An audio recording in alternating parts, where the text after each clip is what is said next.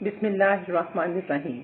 شروع اللہ کے نام سے جو بڑا مہربان نہایت رحم والا ہے۔ رب اشرح لی صدری، اے میرے رب میرا سینہ کھول دے، ویسر لی امری، تو میرے لیے میرا کام آسان کر دے، واحلل عقدۃ من لسانی، اور میری زبان کی گرہ کھول دے، یفقہوا قولی، تاکہ لوگ میری بات سمجھ سکیں۔ ڈیئر اسٹوڈنٹس، السلام علیکم ورحمۃ اللہ۔ امید کرتی ہوں کہ آپ سب خیر و عافیت سے ہوں گے۔ اللہ تعالی ہم سب کو اپنے حفظ و امان میں رکھے اور ہم دین اسلام پر عمل کرتے ہوئے دنیا اور آخرت میں کامیابی حاصل کریں، آمین۔ آئیے ہم آج کے لیکچر کا آغاز کرتے ہیں، جس کا عنوان ہے رسولوں پر ایمان، رسالت اور اس کے تقاضے۔ سبق کی ریڈنگ شروع کرنے سے پہلے اس عنوان سے متعلق چند اہم باتیں بتانا چاہوں گی۔ ان میں سب سے ضروری بات یہ ہے کہ ایمان کیا ہے۔ قرآن و حدیث میں اس کے متعلق کیا ضروری احکام بیان کیے گئے ہیں۔ شریعت یعنی دین اسلام میں اس سے کیا مراد ہے، اور شریعت سے مراد کیا ہے، دین اسلام یعنی کہ ہمارے مذہب کی روح سے ایمان کیا ہے۔ ایمان کا مادہ الف میم نون یعنی امن ہے۔ اس کا مطلب ہے امن و سلامتی۔ ایمان کا دوسرا مطلب ہے یقین کرنا، کسی چیز کی سچائی کو مان کر زبان سے اقرار کرنا، دل سے تصدیق کرنا اور عمل سے ظاہر کرنا۔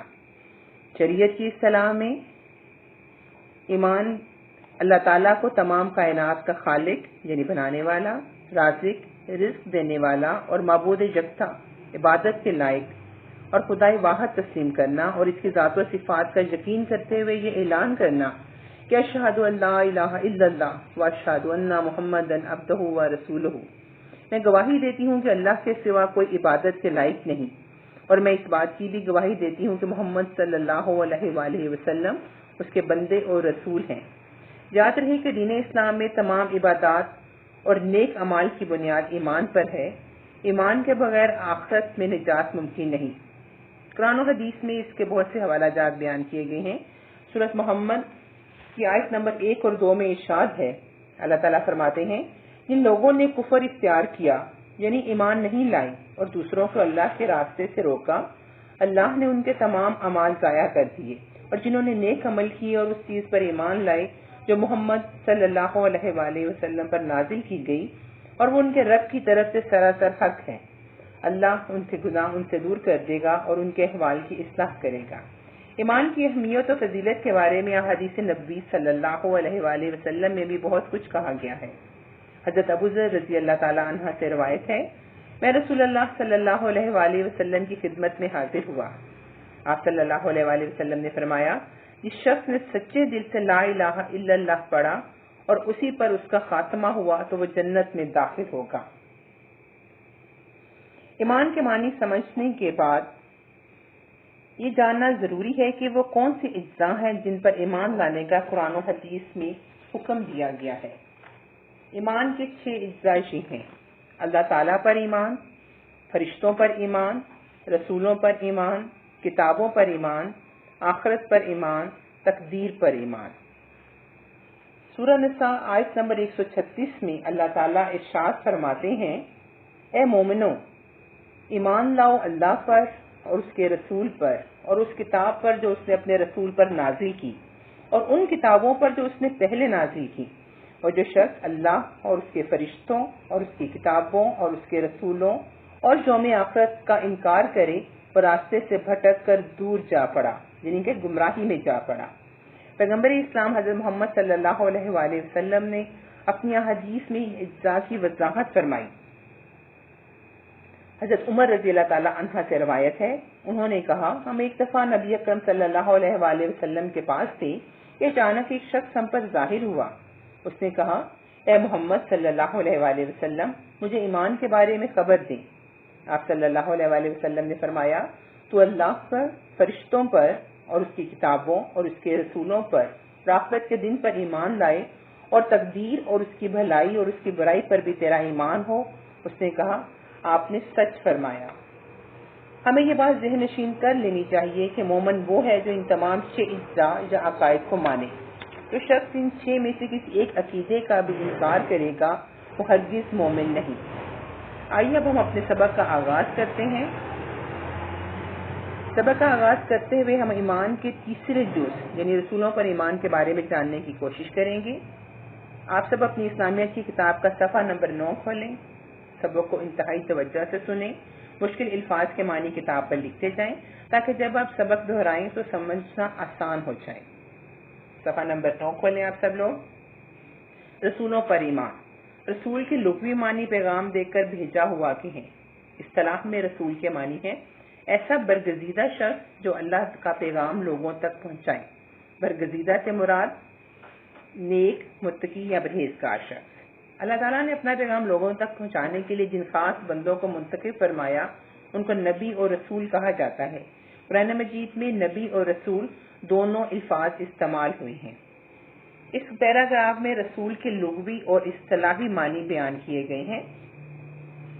رسول کے لغوی معنی یعنی کہ گرامر کی روح سے اس کے لغت کے معنی ہیں پیغام دے کر بھیجا ہوا کے، اور اصطلاح میں رسول کے معنی ہے، اصطلاح سے مراد اہل علم کے نزدیک ایسا برگزیدہ شخص، ایسا پرہیزگار شخص، ایسا نیک شخص جو اللہ تعالیٰ کا پیغام لوگوں تک پہنچائے۔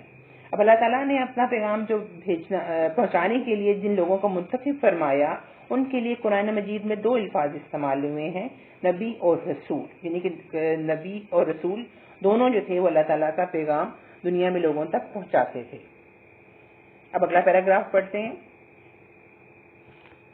سلسلہ نبوت اور رسالت حضرت آدم علیہ السلام سے شروع ہوا اور حضرت محمد صلی اللہ علیہ وآلہ وسلم پر ختم ہو گیا۔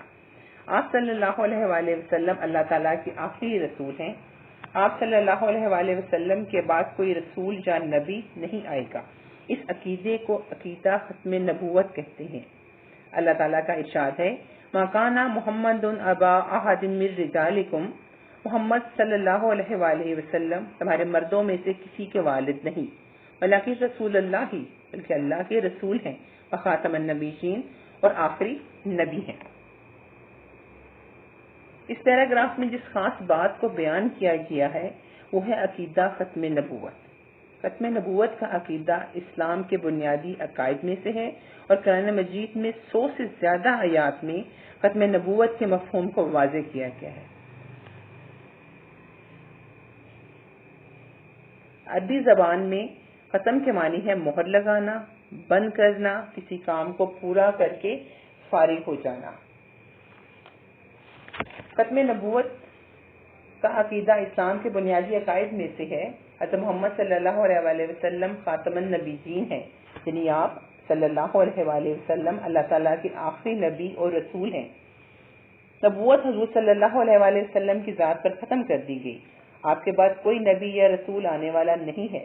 جو شخص ختم نبوت پر ایمان نہیں رکھتا وہ دائرہ اسلام سے خارج ہے۔ اسی لیے اللہ تعالیٰ نے سورہ احزاب میں فرمایا، مَا كَانَ مُحَمَّدٌ أَبَا أَحَدٍ مِّن رِّجَالِكُمْ، محمد صلی اللہ علیہ وآلہ وسلم تمہارے مردوں میں سے کسی کے باپ نہیں، بلکہ رسول اللہ ہی، بلکہ اللہ کے رسول ہیں، وخاتم النبیین اور آخری نبی ہیں۔ احادیث میں بھی بڑی وضاحت کے ساتھ ختم نبوت کا عقیدہ بیان کیا گیا ہے۔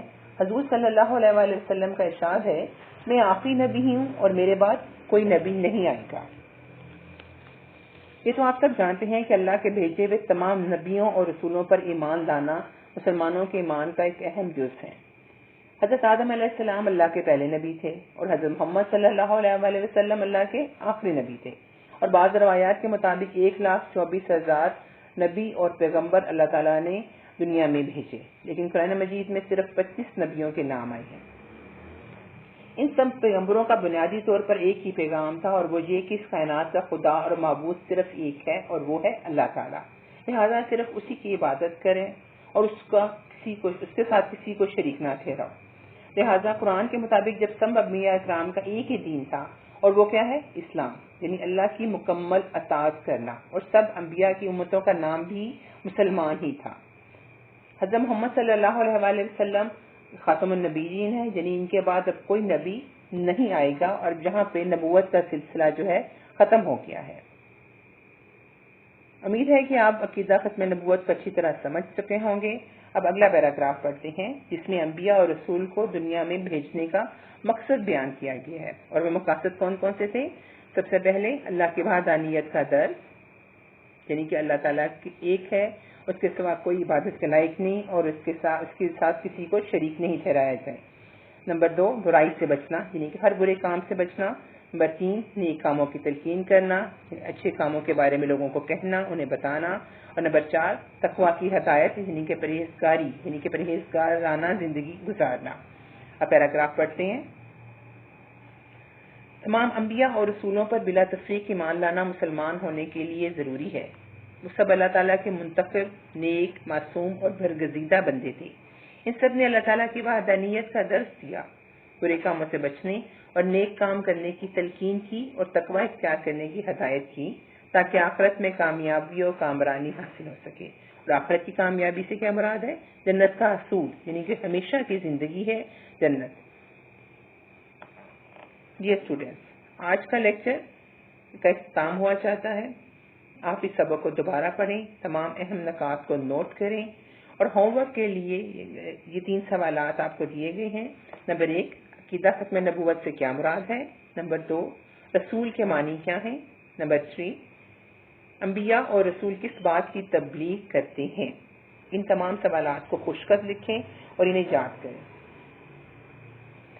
آج کی نئی بات، انشاءاللہ ہر سبق کی وضاحت کرتے ہوئے کچھ نئی باتیں بتائی جائیں گی، انہیں آپ ضرور نوٹ کریں اور یاد رکھنے کی کوشش کریں۔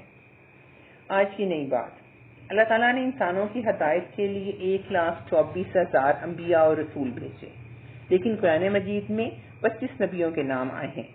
اور دوسری بات یہ جس کا آپ کو خاص خیال رکھنا ہے وہ یہ کہ اگر اس کتاب کو پڑھتے ہوئے پیغمبر اسلام حضرت محمد صلی اللہ علیہ وآلہ وسلم کا نام گرامی آئے تو صلی اللہ علیہ وآلہ وسلم کہیں، اور اگر کسی دوسرے پیغمبر کا نام گرامی آئے تو علیہ السلام کہیں۔ شکریہ۔ السلام علیکم ورحمۃ اللہ۔